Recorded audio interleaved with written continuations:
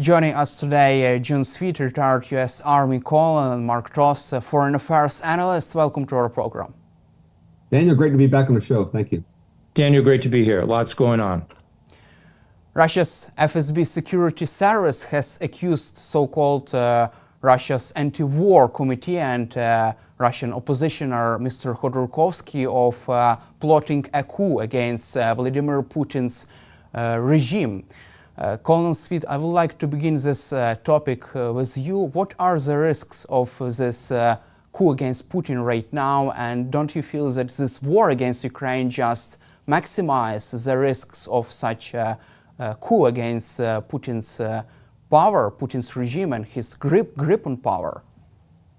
Yeah, sure. Look, the threats of a coup against the regime are, in my opinion, legitimate. And the FSB has been eyeballing or viewing these types of threats before. We've seen this obviously in 2003, 2014. We're seeing it again today. But let's also remember that there's been two other attempts, at least as far as Mark and I are concerned. PURGES attempted coup in June of 2023. But also, as Mark and I wrote in an article for The Hill back in January 2023, there was another opportunity for a coup to occur. It was actually, the event would have been in December when Putin was scheduled to visit a tank producing factory in Tkiie. The head of that particular factory was a general by the name of Alexei Maslov, a retired three-star general who had extensive experience in contacts with NATO personnel due to his position as a Russian military representative to NATO, and would have been in position had the regime been overthrown to negotiate a peaceful settlement to the war that was going on in Ukraine. Interesting enough, he passed away the evening of the scheduled event, and the President Putin did not arrive. So it's not the first time he's been open to a type of coup. The FSB by nature is a paranoid organization, so they are looking for those type of operations. But I think there's at least three that we can count on our fingers, not to mention probably many others that have been planned and suppressed by the FSB. Mark, what do you think? Yeah, Mark, and also we remember Prigozhin's march on Moscow, this time of attempted coup against Putin's regime. It's interesting that no one even would try to prevent Prigozhin from going through all Russian cities to Moscow. What is your take on that, Mark, and the current risks for Putin's regime as he rejects all ceasefire proposals and decides to continue this war against Ukraine? Yeah, Daniel, clearly Prigozhin demonstrated that Putin is vulnerable in different ways. I mean, the fact that he was able to march his so-called army, his paramilitary force, halfway up to Moscow, not meeting any resistance that was notable, and probably could have gone all the way, but just didn't have an end game in mind once he got to Moscow, is significant. It shows you that Putin is not as protected as he wants people to believe. And I do concur with John that there's some paranoia going on here. And I think it's emblematic. Every time you see Putin do a nuclear launch, it's because he feels he's in the crosshairs, and he is in the crosshairs in a lot of ways with this latest potential assassination attempt, or not so much an attempt, but collusion that's potentially happening out of London. He's in the crosshairs because his military is having setbacks. He was out there claiming that Pokrovsk was taken, but Zelensky was saying not so fast, it's not fallen yet. He's having an economic meltdown that we can get into later with respect to his banking system that could be just as bad as the global meltdown between 2007 and 2009 in terms of how it impacts Russia internally. His oil and energy sector is under immense pressure due to Ukrainian deep strike attacks.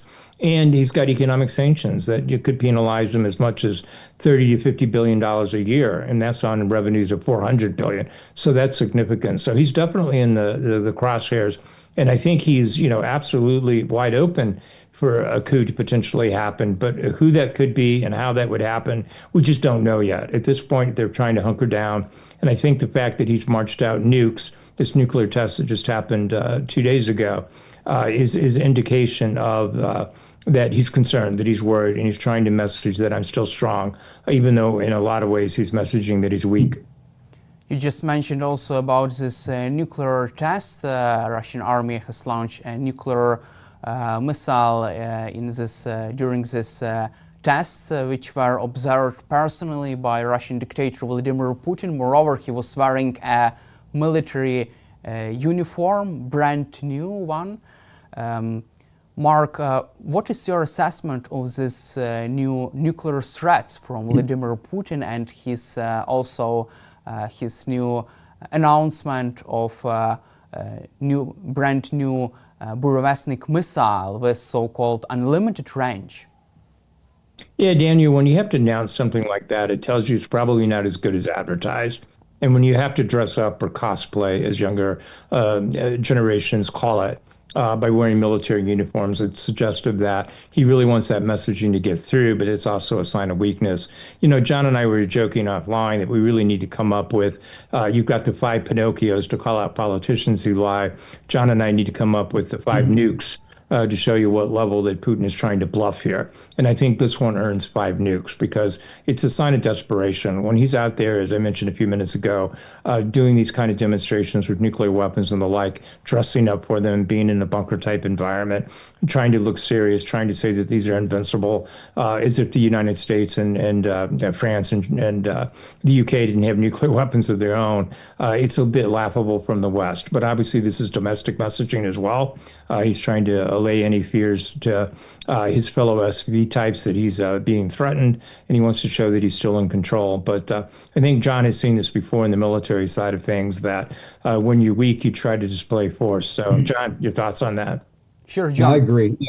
Let me just add, and there's an American holiday, Halloween, 31 October, so it's a little early for putting on costumes and trick-or-treating, but I think that's the image, at least from my perspective, that he presented. Yes, it is exactly as Mark said, when weak presents strength.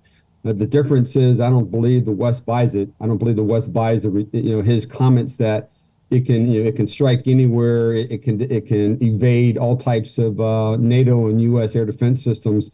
Again, as Mark said, if you have to say it, it probably isn't true. But again, the audience isn't the Western audience. The audience is the Russian audience, which, by the way, is beginning to fall out of favor. Primarily because just what Mark said, the ruble is weak. They're noticing the effects in Moscow and St. Petersburg, obviously where the ethnic Russian majority resides, and it's starting to become painful. And yes, he is concerned about losing the popular support, so he needs to create an enemy that he can mobilize against. So yes, it's Ukraine. Yes, it's NATO. Now it's the United States. It's U.S. sanctions. It's the introduction of Tomahawk missiles. It's always something with Putin. So we can expect more of this. And one thing that Mark and I talked about is we can expect purges. He's already tightened his inner circle. We've seen yesterday that he's installed, I believe, his cousin into a significant role within the regime. He's already purged a number of oligarchs. He's already gone into the military and purged military personnel, and he's purged senior civilians within his administration. I think we can expect to see more of that as we start to see this paranoia start to grip and everyone starts to look at one another and report on one another. We're going to see that. And that's, I guess, a very good sign, at least from the West, that failure is coming rapidly to the Putin regime. And John, what is your take on the technical details of this brand new Burevestnik cruise missile? Because Vladimir Putin says that this missile has unlimited range and can fly for months because of its so-called nuclear-powered engine. What is your assessment of this? Well, so I'm not a scientist, so I don't necessarily understand all the technical aspects of what he says. But until I hear something from the West, and when I say the West, the United States or NATO, particularly from the Defense Intelligence Agency or other agencies, it may have some capabilities that he presented, but he's overstating the play of this particular weapon system. A loitering capability for weeks or months is, from my perspective, not a reality. There may be some loitering capability, and we have that capability, obviously, with the U.S. Tomahawk missile too, but for a set amount of time. So it's again, it's flexing. It's trying to present a capability that, quite frankly, I'm not sure he has. But as the scientific community takes a look at the particular missile launch and does their analysis, obviously we'll hear more about this probably in the coming days on what exactly the technical aspects of this new weapon system are. Let's also cover U.S. sanctions against Russia. U.S. has imposed sanctions against Russia's two biggest oil companies, Lukoil and Rosneft. U.S. Treasury Secretary Scott Bessent says that these sanctions will really hurt Russian economy, despite recent statements by Kirill Dmitriev, Putin's special representative and his personal envoy. He also visited U.S. recently and tried to persuade Americans that Russia would not suffer from these sanctions. Mark, what is your take on the real influence of these new sanctions against Russia's two biggest oil companies? Because it seems like they have to sell their assets worldwide. Yeah, Daniel, let's work backwards with that one. I mean, the fact that Kirill Dmitriev felt like he had to come to the U.S. tells you he isn't worried about the sanctions. He knows, as the head of the Russian Sovereign Fund, exactly how deadly those can be to the Russian economy. Now, obviously, they're a good first step. More is needed secondary in sanctions. They would penalize people buying Russian oil down the road, is what's needed. But he knows that it's significant. Look, he was over here, and he being Dmitriev, to try to push back on Scott Bessent's sanctions against Rosneft and Lukoil, and it didn't work. It fell flat. He met with a U.S. Congresswoman, Republican, mind you, who sits on the House Foreign Affairs Committee. Her last name is Luna, but it might as well be Lunatic, because she's buying into this propaganda, but thankfully no one else is. Basically, Dmitriev was laughed out of the U.S., sent on his way, and didn't achieve his mission. And then Scott Bessent himself made that clear that, look, Dmitriev can say whatever he wants, but these sanctions are meaningful. And I think to understand the potential that they have on Russia, you really have to step back and understand what's happening with their economy. At this point, $400 billion of the government's revenues are dependent upon coming in from oil and energy contracts. So anything that cuts that undercuts it, is harmful. And there are some estimates, and again, it's just too early to know, that these sanctions alone could have a $30 to $50 billion impact a year. So if you're talking anywhere from 15 to 10% or so of those sanctions taking a bite out of their budget, that's significant. Especially since, as we find out more as this year's developed, it's clear that Russia's been cooking their own books. On the one hand, they say that they're only investing about 250 billion by different accounts into their war economy from a government expenditure standpoint. But what's gone underreported, albeit the Kiev Post has done a good job of it, so has Harvard's Craig Kennedy, who's reported a lot on this. You have Russia that's actually been putting immense pressure on their banking system to make what are really bad loans. And that probably as much as another $300 million in terms of that. So you've got Russia sitting out there significantly indebted. It's probably led to stagflation. That's when you have no growth, but inflation. Their inflation rate right now is about 8%. Their interest rates at 16.5%, slightly down. And so really their economy is basically hitting a ceiling at this point. And you've got this big bad loan portfolio, all these loans that have been given to Russian defense contracts. If the war ends, they're belly up. There's no more revenue coming in to pay these things off. So Putin in many ways is in the crosshairs, and these sanctions aren't going to help. It's just one more domino that's starting to collapse Russia's economy. And then, just very quickly here, you've got what Ukrainians doing to the oil and energy sector itself through its deep precision strikes with flamingos and the like. So it's just not good for them at this point. We're starting to see those dominoes tip. You just mentioned about flamingo missile strikes on Moscow.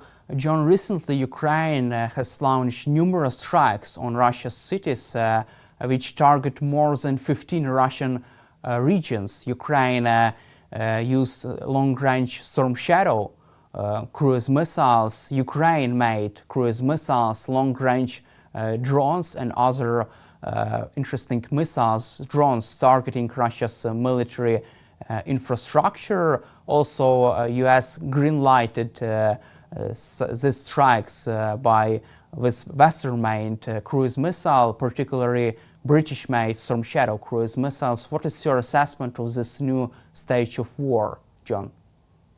Well, it's not a new stage of war, but it is exploiting success. Okay, they have found the weakness, and the weakness is Russia's air defense capability. And and it is by design, by the way. It's they have taken, the better part of the last 12 to 36 months to strike Russian air defense assets throughout Russia in order to weaken their early response or their early alert, and then also their ability to shoot down those particular missiles. So it's been deliberate. They've gone after air defense. Now they're actually going after infrastructure. Look, Ukraine's hit 21 of Russia's 38 largest refineries where their crude oil is refined. So Ukrainian sanctions are having an effect. It's also been hitting military targets, obviously in Crimea, and also plants, industrial plants, plants where drone missiles are being produced, and ammunition storage facilities. So interdiction combined with those deep strikes to affect their ability to fund the war is having an impact. And now, as Mark and I have stated in other articles, I'll throw another analogy out there. It's called the Jenga tower. It used to be a popular game in the 80s and the 90s where you remove pieces of the tower until it collapsed. Not one piece itself, obviously, is more important than the other, but the introduction of U.S. sanctions could be that one piece that's removed from the tower that collapses the regime. So more to follow up clearly, but the Ukrainian version of sanctions is having a direct impact, not only on Russia's military capacity, but also on Russian civilians. Also, recently, Ukraine has struck a Russian dam in Belgorod region, and this strike caused a really harmful effect for Russian positions on the ground, which were flooded, and several brigades had to withdraw from this area. Several also brigades were encircled and left without any kind of logistical supply. What is your assessment of this tactical move by Ukraine, John?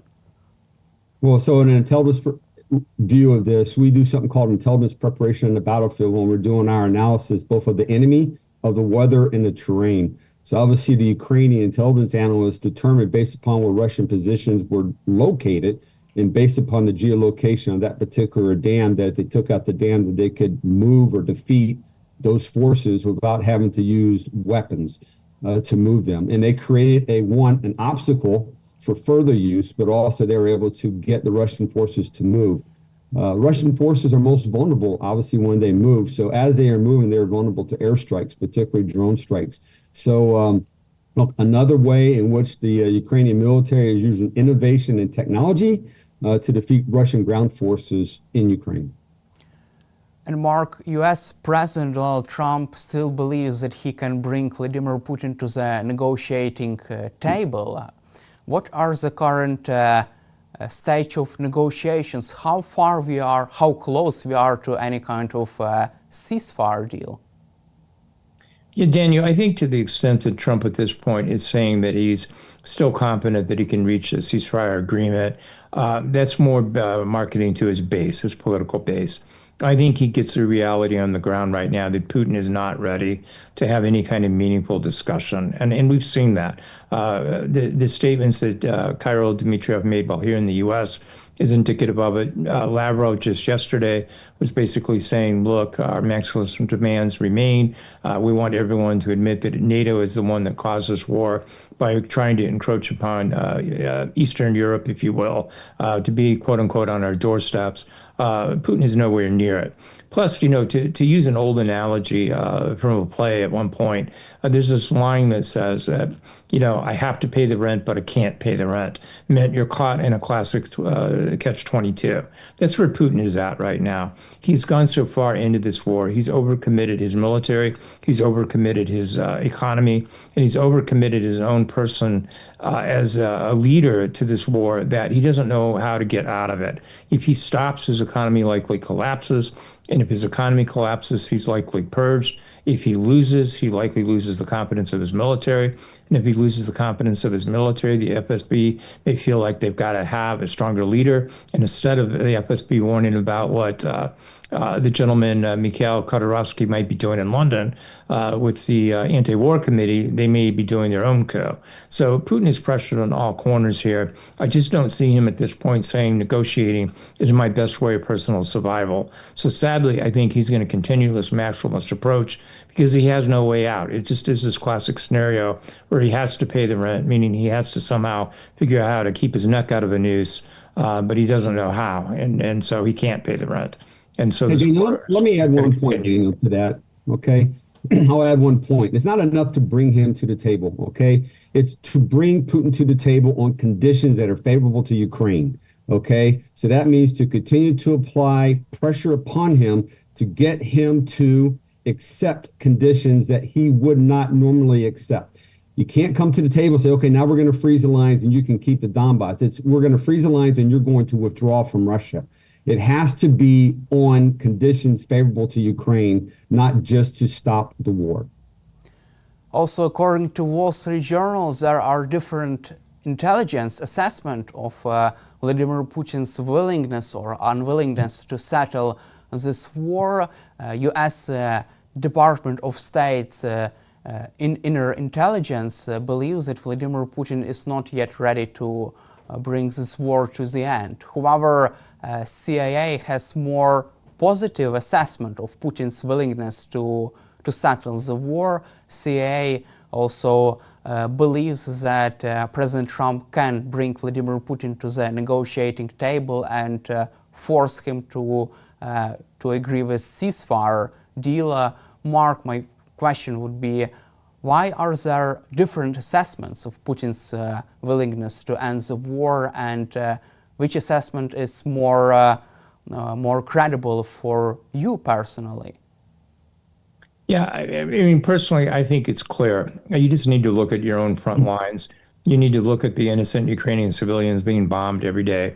Putin is nowhere near deciding that he's going to negotiate a peace. You just simply have to listen to Lavrov himself saying that he still wants to blame NATO for all of this, that it's not Russia's fault. In terms of the CIA versus other intelligence agencies, look, there could be an internal dispute. There could be intended messaging there. They may want to confuse and get this out there to Putin to say, look, there's two wings in the U.S. that are currently arguing whether or not you're serious about negotiations. It could be an off-ramp for him to say, oh, wait, I need to side with the so-called CIA sources. Or it could just be an internal dispute that happens with, deep state, if you will, to use the political terminology here in the U.S., where one side feels the other side has it wrong, and this is playing out. John can probably speak more to that than I can. But personally, my own view is we're not anywhere close to Putin being willing to negotiate a ceasefire, let alone a permanent peace here. This is still something that he believes he can't get out of. And until his cost calculus changes, and frankly, until Russia's cost calculus changes, I think that's got to be the new paradigm here that John and I advocate for, and others, that it's just not enough to change Putin's cost calculus anymore. We've got to change the country so that some entity like the FSB realizes Putin has to go. That's probably the likeliest way this war ends, not necessarily the negotiating table, and not necessarily anytime soon in the battlefield, even though I hope that, one way or the other, it ends sooner than later. Sure, John. And what is your assessment of these controversies behind intelligence assessment of Putin's state of mind and his calculus? Yeah, you're never going to get consensus within the intelligence community, okay? So what you have at CIA and what you have at State Department, you're looking at probably different sources. And not probably, you're looking at different sources. State Department's using firsthand sources based upon the meetings and discussions that they've had with Putin's entourage, Putin's advisors, Putin's if you will, negotiators, whereas the CIA is probably using second and third-hand sources from information gained from meetings that may have occurred backstage. I'd be interested in what the DIA has to say or what NSA has to say. But again, there is never going to be consensus within the intelligence community, quite frankly, because they're looking at different sources. I think they all agree on one thing, that just as Mark said, that Putin's at the crosshairs. Putin's at a point now where he doesn't trust people, exceptionally paranoid. The FSB's closing the gates around him, and he's vulnerable. And because of that vulnerability, he may take actions of what we would call an unreasonable actor. And hopefully within the Putin administration, people would step up and stop that.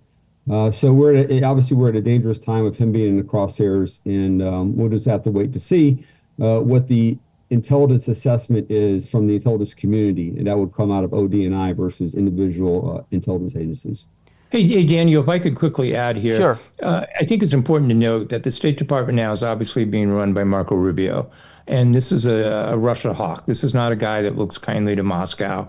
It's been widely reported of late that he's, against any kind of capitulation, if you will, to Russia, and that he's behind some people being critical of him, that he's trying to stop any meaningful kind of negotiations. And I suspect he is, because he realizes these are bad negotiations. So the fact that his State Department is coming out to be more hawkish tells me where his mindset is at. And frankly, I would believe him at this point. His point people are the ones that have been in touch with the Russians of late, negotiating with them in Moscow and elsewhere.